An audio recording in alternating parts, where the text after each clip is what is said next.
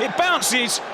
It's at least a yard over the line. Welcome to Watch Mojo, and today we're counting down our picks for times athletes were spotted breaking the rules during televised competition. To make it on the list, the infraction has to take place in the event.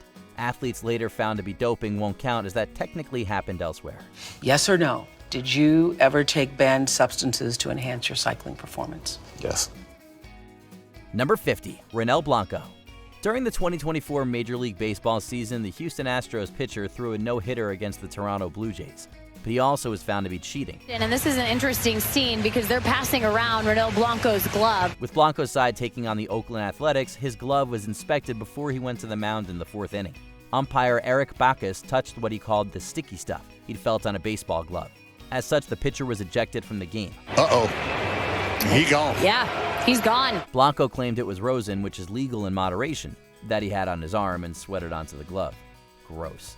However, the MLB didn't believe him and suspended him for 10 games, and that won't be the last we hear of rosin on this list. They're not too happy with their explanation right now.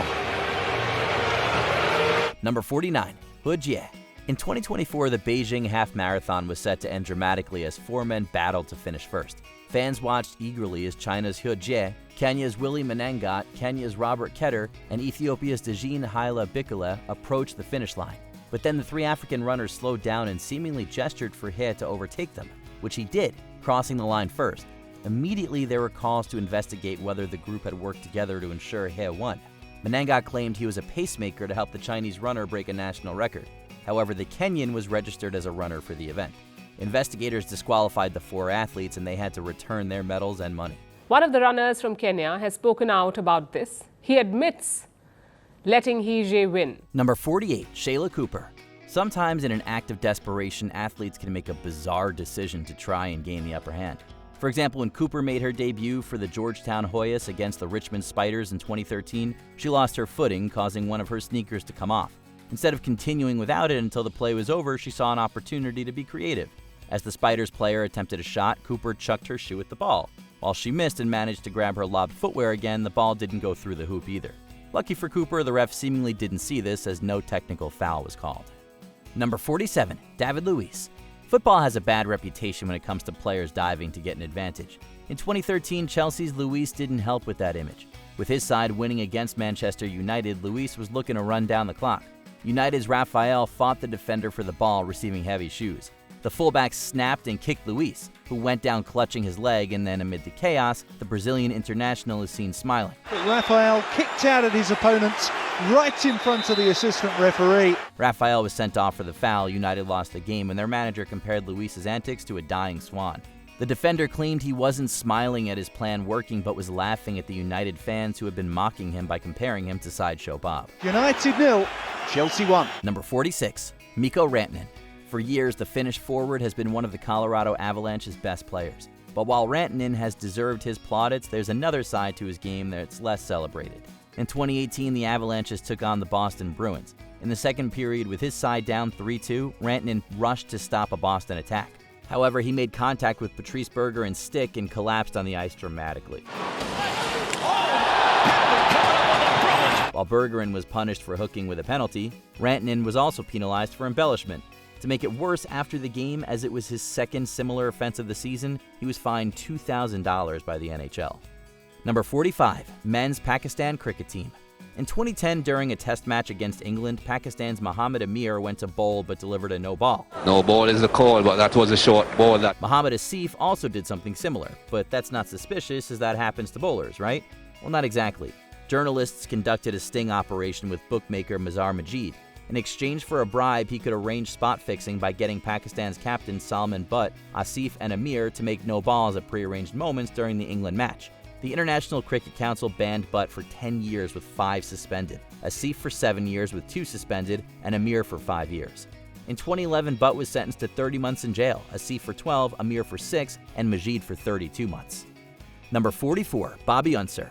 As part of the powerhouse racing family, Unser won the Indianapolis 500 race 3 times, yet his last in 1981 was mired in scandal.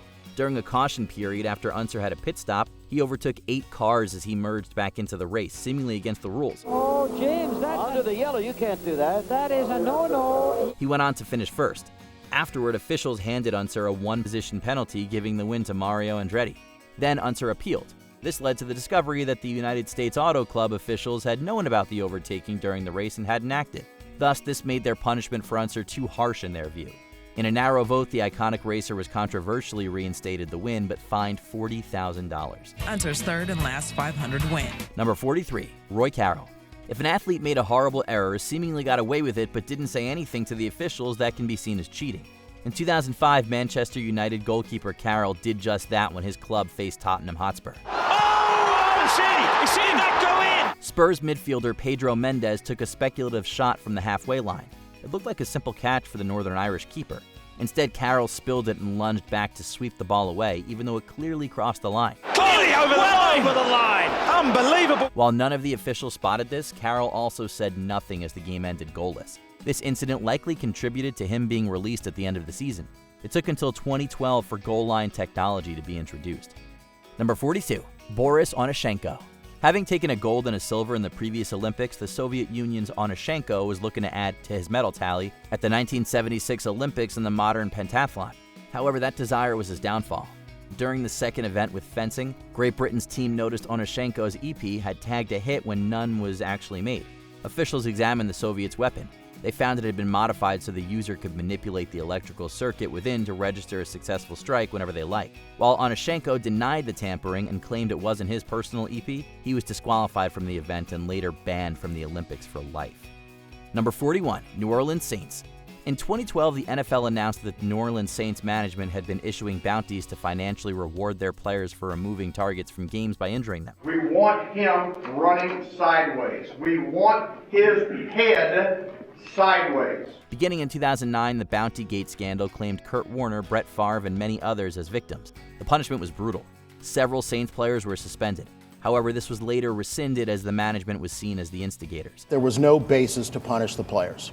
Their punishment included head coach Sean Payton being banned for a 2012 season, general manager Mickey Loomis being suspended for 8 games, and defensive coach Greg Williams getting indefinitely banned before being overturned in 2013. The Saints were also fined $500,000 and had their second-round draft picks in 2012 and 2013 removed. There is at least some effort by the powers that be to ensure that these are not modern-day gladiators who are metaphorically being thrown to the lions. Number 40, Taj Gibson. Athletes will use anything to win, but sometimes it can get a bit ridiculous. In 2018, the Minnesota Timberwolves took on the Sacramento Kings. After Taj Gibson scored at one end with a left hook, his shoe came off in the process. Yet before he could put it back on, the Kings began attacking. Rather than sit out and get the footwear on, Gibson, like Shayla Cooper before him, got creative. The trainer in hand, he attempted to defend. Are you allowed to block a shot with a shoe? No. As the Kings' Nemanja Bjelica went for a shot, Gibson tried using his singular sneaker for extra blocking coverage. While he didn't touch the ball, instead Karl Anthony Towns made the save. Using a foreign object to defend is a no-no. Number 39, Baron Davis. For a bit of fun, the NBA hosts the Slam Dunk Contest over the All-Star Weekend. And in 2001, then Charlotte Hornets player Baron Davis participated. But he decided to channel his inner Cedric Ceballos with his final dunk by using his headband as a blindfold and calling the attempt the blind man's buff. However, his deception was clear to see with holes in the headband. Look at that hole right there. I can see your hole, big guy. With this level of cheating, you'd expect Davis to slam the ball in the hoop, but nope. Attempting a windmill dunk, the point guard fell, well, short both in distance and height. Yikes. If he had dunked it normally, he probably would have won. Instead, Desmond Mason took the contest. Look at this, man. You can't see no holes. Ain't no holes in this. I couldn't see. Number 38, Sergio Busquets. Undoubtedly, Sergio Busquets will go down as one of the best midfielders for Spain and Barcelona. However, there's also another side to him that has dampened his stellar reputation. In 2010, Barcelona faced Inter Milan in the second leg semifinal of the UEFA Champions League. After losing the first game 3-1, Busquets decided to give his side an advantage by any means necessary. In the 28th minute, while competing with Milan's Thiago Motta for the ball, the Brazilian lightly touched the Spaniard's face and Busquets went down dramatically. Then the Barça icon peeked through his hands to check his performance was being bought. It was. Motta was sent off. However, Barcelona was still knocked out of the competition that Milan went on to win. Number 37, Maximum Security. The 2019 Kentucky Derby, the 145th edition, should have been a celebration of horse racing. Instead, it was doused in controversy. The horse Maximum Security and jockey Luis Saez dominated the race and crossed first. Maximum Security wins the Kentucky Derby! However, there were immediate objections. At the final turn, maximum security went across the lane and blocked the paths of multiple horses, nearly resulting in a pileup that could have caused major injuries. The winner of the race was disqualified to 17th, and the iconic trophy was handed to Country House, who was unaffected by the blocking. Saez claimed his horse was startled by the crowd noise and veered outwards. Regardless, the jockey was suspended for not controlling his mount. They disqualified him. They did. So for the first time in the history of the Kentucky Derby, the horse that crossed the line first has been disqualified. After the objection, Country House wins the Kentucky Derby. Number 36, Sal Alosi. Sports coaches are often seen as being competitive yet fair. However, in 2010, the actions of the head strength and conditioning coach at the New York Jets, Sal Alosi, proved to break that mold and then some. As the Jets took on the Miami Dolphins, Alosi spotted Nolan Carroll running down the sideline. Seemingly forgetting about all the TV cameras in the stadium, the coach used his knee to trip Carroll. Boy, it looked like he got tripped by one of the members of the Jets staff. It was then discovered that Alosi told inactive players to form a wall on the sidelines to block the opposition's plays. As a result, the Jets suspended the coach indefinitely, and he was fined $25,000. The NFL also fined the Jets $100,000. Not long after, Alosi resigned from his position. Situation where I just wasn't thinking. Number 35, Max Scherzer. It's strange how often baseball stars try to break the rules with something sticky. And in 2023, it was the time for New York Mets pitcher Max Scherzer. Facing the Los Angeles Dodgers, the umpires conducted a routine inspection of Scherzer and found his hand coated in something. After being told to wash his hands and change gloves multiple times, eventually the umpires ejected Scherzer from the game. While we were in commercial, the umpires did another check of Max Scherzer, and after a heated discussion, Scherzer has been ejected from the game, presumably for having a sticky substance on his hand. While the pitcher argued it was rosin, a substance allowed in the MLB, the officials didn't buy it. As a result, Scherzer was suspended for 10 games and fined $10,000 initially, before it was reduced to $5,000. While he appealed the decision, Scherzer withdrew it shortly after. Number 34, Andre Gołota. Before Mike Tyson was nibbling opponents in a boxing ring, there was Poland's Andre Gołota. Better known as Andrew Gołota, the heavyweight hitter faced off against Samson Pahua in 1995 in Atlantic City, New Jersey. The then undefeated Gołota was in the driving seat for most of the bout. However, after Pahua connected with a heavy strike which dazed the Polish boxer, several more punches battered Gołota.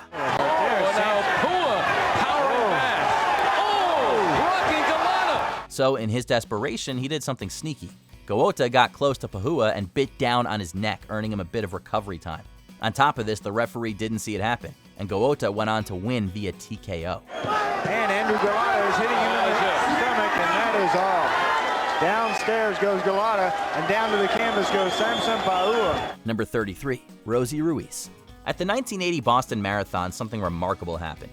Having only started competing in the sport a year prior, Rosie Ruiz shocked the nation by winning the women's division of the iconic endurance race and setting a Boston record. But something fishy was going on when Ruiz appeared in interviews, showing little tiredness and was vague about her experience. Have you been doing a lot of heavy intervals? Someone else asked me that. I'm not sure what intervals are. An investigation was launched that examined video and photographs of the races. Strangely, Ruiz seemingly didn't appear until the end. On top of this, witnesses came forward that Ruiz had used the subway for the New York Marathon the year prior. Both Boston and New York officials stripped Ruiz of her results. I believe that maybe after this, whether you prove me guilty or not, which I am not, there will be more coverage of women crossing the finish line during 26 miles. It's not fair. Number 32, LeBron James, David West, and Lance Stevenson. Flopping or diving in sport is one of the worst things you can do. Fans hate the dishonest practice, mostly, unless it gives your side an advantage. In 2013, then playing for the Miami Heat, LeBron James participated in Game 4 of the NBA's Eastern Conference Finals against the Indiana Pacers. However, in the fourth quarter, James and David West of the Pacers flopped on the court during the same play, and the Pacers' Lance Stevenson had already dramatically clashed with Ray Allen in the first quarter. As a result of the mass exaggeration, each player was fined $5,000 by the NBA, while the media referred to the game as a flop fest. Number 31, Brian Carrasco. Football and exaggeration, for better or worse, is a match made in heaven. It happens a lot, far more than most fans like to admit. But one of the most outrageous took place in 2011 with the under-20s team of Chile and Ecuador facing off in the South American Youth Championship. Brian Carrasco did something the referee missed, but the commentators spotted and laughed loudly at the audacity. ¿Qué es lo que hace Carrasco? Por favor, Carrasco. Por favor, Carrasco. Pocas veces visto en el fútbol. In the 76th minute, the Chilean midfielder grabbed the arm of Ecuador's Edson Montaño and smacked himself in the head with it before falling on the floor. It was bonkers, yet it worked. Carrasco got a free kick for his side. However, Chile ended up losing 1-0, so it wasn't a perfect plan. Number 30, Alex Rodriguez. It's not every bit of cheating that contributes to the riot police being deployed to restore order with the fans, but that was what happened in 2004 when the New York Yankees took on the Boston Red Sox in Game 6 of the American League Championship Series. Alex Rodriguez didn't get a great connection on a pitch, hitting the ball along the first baseline. Off the end of the bat. Arroyo. The ball gets loose. It's down the right field line. Jeter coming all the way around. It's a one-run game. As Boston's Bronson Arroyo collected the ball and tried to tap A-Rod out, Rodriguez slapped his hand away, causing the ball to fall to the ground. A startled Boston watched on as the umpires called Rodriguez safe, but after a lot of complaints, the officials had a meeting. In the end, Rodriguez was deemed to have interfered and was called out. And they're going to call him out. He's out. Number 29, Jacob Runyon and Chase Kaminsky. With a whopping collected prize of $28,760, fishing professionals Jacob Runyon and Chase Kaminsky were desperate to get their mitts on the oversized check in 2022. So much so that they got creative with the weight of their catch. After the aptly named director of the Lake Erie Walleye Trail Tournament, Jason Fisher became suspicious of the weights of the smaller-sized fish. He cut up the catch. He found they had been stuffed with lead balls, fish fillets, and other items. From then on, it's a mob-calling foul in a way only true fishermen can. On top of being disqualified, the duo were arrested. Kaminsky and Runyon are also at risk of losing the chance to enjoy fishing, even just as a pastime. Misdemeanor of the 4th degree by operational law. Their fishing license would automatically be surrendered. In 2023, Runyon and Kaminsky agreed to a deal to plead guilty to cheating and unlawful ownership of an animal. They received 10 days in jail, 6 months of probation, and fined $2,500 each. Number 28, J.R. Smith. As far as cheating goes, J.R. Smith's shenanigans are perhaps the most petty yet hilarious in sporting history. In 2014, the NBA legend found himself in the crosshairs of the league's authority. While playing for the New York Knicks, he was seen on TV untying the shoelaces of Sean Marion and Greg Monroe in separate games. While the NBA let the first one go and warned him, the second incident saw the league take action against Smith. In the end, he was fined $50,000 for his dastardly antics. But after the fine, Smith retired from his lacy actions. He confirmed he would have continued had the NBA not come down hard on him. I wouldn't do it every game, but I would do it like with guys I know, guys I messed around with or whatever. Number 27, Mark Schlereth. There's probably never been an instance of an athlete being so defiant about their rule breaking. Legendary NFL guard Mark Schlereth proudly spoke later about his cheating, describing it as being creative. In 1998, Schlereth's Denver Broncos took on the Kansas City Chiefs in the AFC playoffs. However, the Chiefs struggled to hold on to some of the players, including Schlereth. After they spoke to the ref, Schlereth was ordered off the pitch to have the slimy substance he was coated in removed. All right, Mark Schlereth was just sent off by Jerry Markwright to be wiped off. He had some type of a sticky substance on him. Now he's checking back into the game. They're checking him out, and the referee will now allow him to stay. But they're wiping some of the substance off a number of the Denver Broncos. As it turned out, it was Vaseline. While the Broncos went on to win the game, the slippery players involved, Brian Habib, Gary Zimmerman, and Schlereth, were fined $5,000 each by the NFL. Number 26, Clint Bowyer. The NASCAR and stock car racer Clint Bowyer has had a decorated career on the track, but he put his legend in jeopardy with some hijinks in 2013. Near the end of the Richmond International Raceway, Bowyer suddenly spun out in his vehicle. This caused the final caution of the race. The required pit stop changed the order, giving his Michael Waltrip Racing teammate Martin Truex Jr. an advantage to qualify for the chase for the Sprint Cup. Did you spin on purpose to help your teammate? No, I think we had a flat tire or something. I mean, we went from leading the race and got back there, and they were driving off from us. I got down in there, it kept getting tighter and tighter and tighter, and then the 88 got in there, and by the time I got back to the gas, he got into me, and I had so much wheel in it, it just snapped around. While Bowyer denied the allegations, the evidence of code words said over his radio suggests it was intentional. Right with you, 88, right with you, right with you, right with you. NASCAR investigated and docked him and the MWR drivers 50 points each and fined the team $300,000. Number 25, George Brett. When people argue about the greatest baseball player, George Brett's name is always mentioned. But on top of his astonishing career, he's also connected to one of the most controversial cheating incidents in the sport. In 1983, Brett's Kansas City Royals faced the New York Yankees. With the Royals trailing, Brett struck a 2-run home run to take the lead. Uh-oh. Uh-oh. That's gone.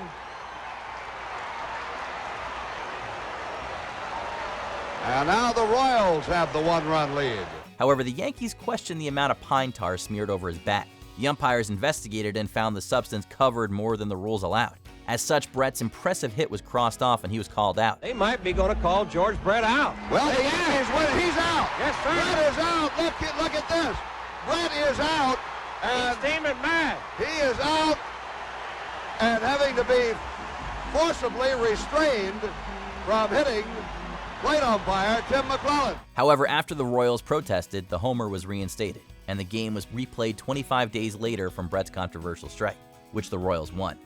Number 24, Madeline and Margaret de Jesus. For everyone who's watched WWE and seen Twin Magic by Nikki and Brie Bella, it's easy to think that this doesn't actually happen in real life. Wait a minute. Hey! The two Bellas! They're twins!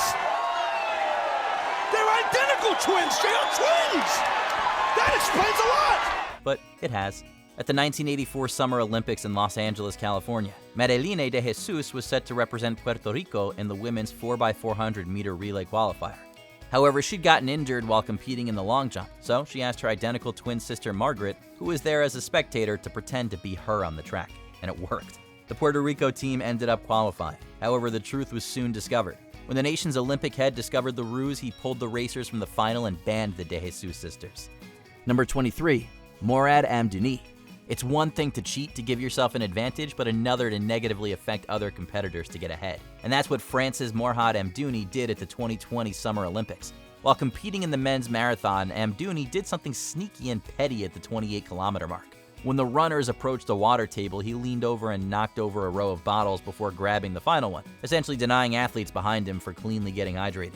Amdouni claimed that being fatigued and the bottles being slippery after resting in ice caused him to accidentally topple them. But that doesn't explain the coincidence of Amdouni easily taking the last drink. Suspicious. Number 22, Romano Fenati. Some cheaters go way too far, and motorcycle racer Romano Fenati is one such person. In 2018, he competed at the San Marino and Rimini Riviera Motorcycle Grand Prix for Moto2. While competing with fellow Italian racer Stefano Mansi at around 120 miles per hour, Fenati reached over and pulled the brake on Mansi's bike. This idiotic move would have resulted in serious injury had Mansi fallen. Immediately, the black flag went up for Fenati, disqualifying him from the race. He was later banned for 2 races and then had his motorcycle racing license revoked for the rest of the season. Then, Fenati's team, Marinelli Snipers, fired him for his reckless actions. However, he returned the next season in Moto3. Number 21, Tom Brady. While his work on the gridiron has gone down in NFL lore, Tom Brady's reputation has taken a couple of knocks, with 2015 perhaps being the most significant. During halftime in the AFC match between the New England Patriots and the Indianapolis Colts, NFL officials checked the balls that Brady had used and discovered several were underinflated, making it easier for the quarterback to handle. This is the play that led to the discovery of what is being dubbed Deflategate. This second quarter play has led to many questioning the integrity of the AFC champs. The Patriots and Brady heavily denied the allegations that they purposely let the air out, and the Deflategate scandal lasted nearly 2 years. Let's remember this fact. They brought in properly inflated footballs in the second half, and the Patriots were more dominant in that half than they were in the first half. The Patriots were fined $1 million and docked 2 draft picks, while Brady was suspended for 4 games. After appealing, winning the appeal, then having that overturned, he served the ban in 2016. But now some saying this punishment is sending a very clear message to the rest of the league. Number 20, Dwight Howard. During a game between the Atlanta Hawks and Houston Rockets, forward Paul Millsap immediately felt something strange as he was handed the ball during a free throw attempt. Millsap's telling him to look at the ball. Must be sticky. It was revealed to be a stickum, a glue-like substance once used by wide receivers and defensive backs to get a better grip when catching footballs. The culprit who was using stickum was Dwight Howard, who had touched the ball shortly before it was in the possession of Millsap. Although it is illegal to use in the NBA, he was neither fined nor reprimanded for his actions. He even went on record saying he had been using it for many years. Players, coaches, and media outlets couldn't even fathom the advantage it could give why one would even use it in a sport like basketball, which probably explains why Howard came off scot-free. Is that disrespectful to the game? No, it's not that big of a deal, but you can't use sticking because other guys need the ball too. Number 19, Tony Romo. This one's kind of funny. After a run by Dallas Cowboys running back DeMarco Murray, which saw him get just short of getting the first down on a 3rd and 1, the officials and players were standing by, and in a very brief moment, Romo moved the ball forward on the line with his foot. But he wasn't fooling anyone, and the ball was quickly placed back at its original spot. Tony Romo gave it a little foot wedge there. Speaking on the incident after the game, Romo jokingly claimed that he was hoping that no one would see it. And then he said he actually slipped. Kidding or not, we hope it was all in good fun. Number 18, Martin McSorley. In Game 2 of the 1993 Stanley Cup Final, the Montreal Canadiens then head coach Jacques Demers asked that LA Kings defenseman Marty McSorley's hockey stick be inspected, claiming it to be illegal. Right now, we're going to have a measurement of a King stick. It's the stick of Marty McSorley. Upon inspection by the officials, this turned out to be the case, as the stick was curved beyond the limits set by the NHL. McSorley would receive a penalty for unsportsmanlike conduct. Many saw the incident as a turning point in the series, as the Canadiens scored on the ensuing power play, wound up winning that game and the subsequent 3 to hoist the Stanley Cup. While McSorley would admit wrongdoing, he also believed the Canadiens knew he was using an illegal stick beforehand, and that their call was planned. Number 17, Will Smith. Getting jiggy with it. Not that Will Smith, this Will Smith. Perhaps one of the most obvious forms of cheating on this list. In the 7th inning of a game between the Atlanta Braves and Milwaukee Brewers, the relief pitcher was called on by umpires when the Braves manager, Freddie Gonzalez, asked them to check Smith's arm, which was glistening with a substance. Upon further inspection by the umpires, Smith was tossed. He's been thrown out. Will Smith has been ejected. A foreign substance on the glove. Smith revealed the substance to be rosin and sunscreen. While he claimed the purpose behind its use was to get a better grip of the ball and not to gain a competitive advantage, the umpires weren't buying it, and he was later suspended 8 games. Number 16, the Houston Astros. The scale of this cheating scandal was so large that live TV was just one of the ways this MLB team was caught cheating. Using unauthorized electronic equipment, the team would utilize live video feeds to decipher and uncover the signs made by opposing team catchers during games. The information would then be relayed to the players by way of banging noises made by hitting a garbage can, which can be heard on live television. Change up. Bang, bang. That sequence is so upsetting. There's no way that is done without technology. They continued to use this system until they were eventually caught in 2019. To make matters worse, in the aftermath, the players would seem unapologetic for taking part in the scheme. I am really sorry about the choices that were made by my team, by the organization, and by me. I have learned from this, and I hope to regain the trust of baseball fans. Number 15, Rivaldo Ferreira. In this group match between Brazil and Turkey at the World Cup in 2002, Hakan Ünsal would kick the ball towards Rivaldo Ferreira. It hit his shin, but as Ferreira fell, he was clutching his face. Having already received a yellow card prior, Ünsal was sent off for the incident by the referee. Upon review by the World Cup's disciplinary committee, it was determined that Ferreira did indeed simulate being fouled, and was subsequently fined for his actions. Ferreira would even later admit to flopping, but noted that Ünsal should have been sent off regardless. Well, that's one way to deflect. Number 14, Simon Dyson. At the 2013 BMW Masters tournament in Shanghai, Simon Dyson was caught using his ball to press down a spike mark in the line of a putt. He also didn't add a 2-shot penalty to his card, resulting in him signing off on a false score. He was later disqualified from the tournament for the move. So we reviewed the footage with Simon today, and there's no other option but to advise him that he was in breach of Rule 16(1)(a) for that action, and that does lead to disqualification. While fined $49,000 and initially sentenced to serve a 2-month suspension, it would later be changed to an 18-month probationary period. Although Dyson apologized, he didn't admit to any wrongdoing, calling the incident a, quote, accidental mistake. Number 13, Patrick Reed. There's nothing worse than a cheater who's cheated more than once. There have been several instances of foul play on the part of Reed, but this one might take the cake. During the third round of the Hero World Challenge in 2019, Patrick Reed can be seen practicing his swing in the bunker. But if one looks more closely, they can see that Reed is clearly attempting to clear sand in order to get a better shot in.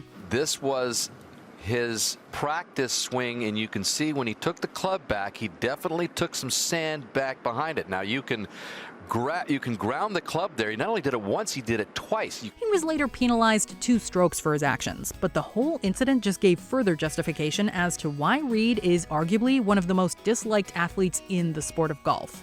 Number 12, Vincenzo Nibali. Racing in the Vuelta a España in 2015, Italian cyclist Vincenzo Nibali got into some trouble when he crashed during the course. But that wasn't the only trouble he got caught up in during the race. In order to gain some ground and catch up to the peloton after crashing, Nibali would get hold of one of his team's cars, and he was towed through part of the race. Racers do this often, but as long as it's for not too long and it isn't to get ahead in the race. However, the footage showed Nibali was clearly trying to use this to his advantage. To no one's surprise, he was thrown out of the race. One really can't help but wonder how Nibali and the rest of his team thought they were going to get away with this with the cameras on. Number 11, Michael Pineda. When weather conditions are cold, athletes often resort to certain tactics to deal with the season's conditions. Wearing an extra layer of clothing, gloves, or even just putting a big old jacket over yourself when you're on the bench. But for Yankees pitcher Michael Pineda, his trick was to use pine tar. During a game against the Boston Red Sox, then team manager John Farrell spotted the substance on Pineda's neck. He was checked by the umpires, and when they discovered it to be pine tar, Pineda was ejected. And they're throwing him out of the game. It went to his neck, and he said there's something on his neck, so Pineda is being tossed. Pineda was suspended for 10 games. This is the past. I don't want to talk about that. So I know I'm making a mistake today, and that's it. Number 10, Sammy Sosa. Checking out that piece of lumber. They found something in there. Let's see what the rest of the crew can discover here. During a game between the Chicago Cubs and Tampa Bay Rays in 2003, in the bottom of the first inning, outfielder Sammy Sosa hit a ground ball so hard his bat snapped in half. Umpires investigated the pieces of the broken bat and noticed pieces of cork, a material that's banned in the MLB. Sosa was ejected, and he later claimed he chose the wrong bat during the game and that he only used it during practices. Sosa was suspended for 7 games, and many consider this to be another blemish on his otherwise impressive and Hall of Fame-worthy career. It's been a tough week for me. Once again, I just want to apologize to everybody up there that the mistake that I make. Number 9, Luis Resto.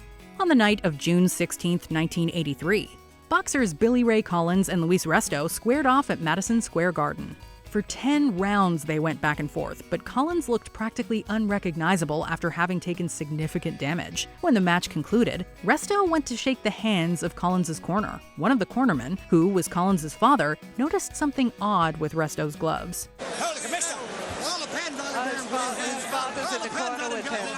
He realized there was a lack of padding, and it was later confirmed by a referee. The New York State Athletic Commission went on to suspend Resto and his trainer, Carlos Lewis, and both men even served prison sentences as well. 18 days after what had briefly appeared to be his greatest victory, Luis Resto's boxing career was over. But the consequences of that night in the ring, for Luis and so many others, were just beginning. Resto would never box again. Sadly, Billy Ray Collins' eye was damaged beyond repair and was told he would never fight again. And he would suffer from depression before he passed away in a car accident. Number 8, Tom Williams. Tom Williams came onto the field with 1 point between the teams and just 10 minutes left. I understood from what Dean said that I'd be coming off at some point before the end of the match with a fake injury, but I had no idea how this would work. In the second half of the Heineken Cup quarterfinal match between Harlequins and Leinster, star Nick Evans injured his thigh and went to the bench. Soon after, Harlequins coach Dean Richard wanted to put his go-to player back in the game, but rules state that a player who's already been subbed cannot return to the field, unless they replace a player who suffered a blood injury. So, to get their man back on out there, they had teammate Tom Williams hide a blood capsule in his sock that was given to him, and then bite on said capsule to appear injured in order to make the switch. Spectators and viewers alike were stunned because no one had seen Williams actually sustain an injury. Who punched Tom Williams in the mouth? Tom Williams? Dubbed Bloodgate, suspensions and fines were given left and right when the scheme was uncovered. However, the most ridiculous and telling moment may have been when Williams winked at the bench during the incident. So much for being discreet. Number 7. Men's Australian Cricket Team. Looking to gain an advantage in a match against South Africa, 3 players from the men's Australian cricket team hatched a plan to add some scruff to the ball using sandpaper, as this serves the bowler better control of its movement when it's thrown. See, by keeping one side of the ball shiny and smooth and letting the other side rough up, the ball, when bowled in the right way, can move through the air towards the rough side. That's because air flows differently over each side of the ball, making it really difficult for batsmen to play. The sandpaper was hidden under Cameron Bancroft's pants, and after using it on the ball, he tried to hide it by shoving it right back in there. The camera was on him when it happened, and he was caught red-handed.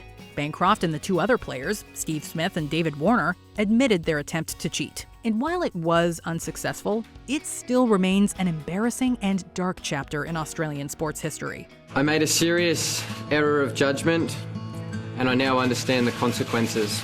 I am extremely disappointed and regret my actions. I'll do everything I can to make up for my mistake and the damage it's caused. Number 6. Thierry Henry. The incident has been labeled Le Hand of God, and with good reason. In 2009, during a World Cup qualifying match between France and Ireland, the latter was up by 1. But in the final minutes of the game and in possession of the ball, France's William Gallas scored to tie the game. Oh, Henry! Oh, it's in the net! It's a goal! Having won in the previous leg against Ireland, France was declared the winner. However, upon review of the goal, it was clear that striker Thierry Henry touched the ball with his hands before passing it to Gallas. The goal stood, and France went on to qualify for the World Cup. The football community was shaken and outraged, and the incident is still considered by many as one of the biggest controversies in the sport's history. You saw the game. You saw the game. All the European people saw the game, saw the situation. Number 5. Joe Niekro. They're checking him all over. I've never seen him do a search like this. Looking at these scenes from 1987, this former Minnesota Twins pitcher should have stayed home that day, or at least not tried hiding an emery board and sandpaper. After referee Tim Cheetah demanded he empty his pockets, Niekro tried playing dumb by pretending to have a sudden urge to file his nails. But Bobby Brown, the then president of the American League, wasn't buying it. Niekro was handed a 10-game suspension, and all baseballs used in that game were removed, leading to his retirement soon after the incident. He's out of there. He's been kicked out of the game. Number 4. Nelson Piquet Jr. Formula One drivers put their lives in danger whenever they get behind the wheel, but certain risky maneuvers can still be suspicious. Case in point, the controversy involving the Renault F1 team at the 2008 Singapore Grand Prix, particularly Nelson Piquet Jr. and Fernando Alonso. On the 14th lap, Piquet's car hit the wall, allowing Alonso to win the race. According to Piquet, the event was a simple mishap. But was it really? Following an investigation by the FIA, it was determined that Renault had orchestrated everything. This led to an indefinite ban from FIA-sanctioned events for the team's managing director Flavio Briatore, who would also resign from his position, while Renault was given a 2-year suspended ban. How's your first week as team boss going? It can't get worse, can it? Number 3. Julie Miller. Despite her already impressive track record, Canadian triathlete Julie Miller surprised everyone by winning Ironman Canada 2015 in Whistler, BC. Though she'd won her division in the 2013 tournament, as well as winning her age group at the 2014 long course triathlon in China, none of her Ironman co-competitors actually saw her on the course in Whistler. According to many, she finished first without completing the entirety of the course, constituting serious misconduct. Following a thorough investigation, it was determined that Miller couldn't have possibly finished the course as quickly as she claimed to, and was therefore disqualified. Miller can keep denying everything, but she can't change the facts. Number 2. Women's badminton teams. 8 elite athletes who were deliberately and flagrantly losing their matches. Unfortunately, the Olympic Games have often been associated with cheating. whether through the use of illegal substances or other unsporting behavior. Take, for example, the Chinese badminton team at the 2012 Games in London. For a team that's usually a threat, they were seen committing numerous errors, such as deliberately hitting serves into the net. Despite many warnings from the referee, the Chinese team kept with their game plan, one that would be mimicked by the South Korean and Indonesian teams. The purpose of all this? To avoid getting drawn against stronger teams too early in the competition. Thankfully, the IOC disqualified them, though those in attendance did not get refunds. Depressing. I mean, who wants to sit through something like that? Before we continue, be sure to subscribe to our channel and ring the bell to get notified about our latest videos. You have the option to be notified for occasional videos or all of them. If you're on your phone, make sure you go into your settings and switch on notifications. Number 1. Diego Maradona. In June of 1986, during the World Cup quarterfinal match between England and Argentina, the score was still 0-0 in the 51st minute when Diego Maradona received the ball from midfield. He raised his left hand, making the ball deflect into the net. It's put back over the top, and Maradona has scored. In the absence of VAR, which would not appear in association football until decades later, referee Ali bin Nasser let the goal stand. Despite many protests and questions circling the incident, Maradona claimed the goal was scored by the, quote, hand of God, an expression that has since become legendary. What's the funniest, strangest, or most wholesome fan moment in sports that you regularly think about? Let us know below.